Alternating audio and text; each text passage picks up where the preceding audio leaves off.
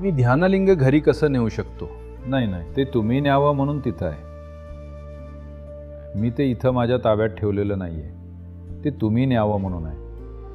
तुम्ही ते तुमच्या मनाचं स्क्रीन सेवर बनवलं तर ध्यानलिंग काही विशिष्ट पद्धतीनं कार्य करेल. जर तुम्ही प्रार्थना करायला शिकलात, मी जेव्हा प्रार्थना म्हणतो तेव्हा याचना करणारी प्रार्थना नाही, अगदी सहज तुम्ही प्रार्थनामय झालात तर तुम्हाला बरंच काही प्राप्त होईल. जर तुम्ही त्या रूपासोबत खेळायला शिकलात, याचा अर्थ तुमच्या भावना खेळत आहेत, मग तुम्हाला अस्तित्वाचा आनंद कळेल. जर तुम्ही यामध्ये स्वतःचं रूप विलीन करायला शिकलात, याचा अर्थ तुम्ही संपून जाता, मग तुम्ही तेच बनाल.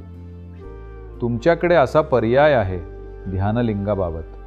हा पर्याय तुमच्याकडे आहे भैरवीबाबत. तुम्हाला हा पर्याय आहे माझ्याबाबत.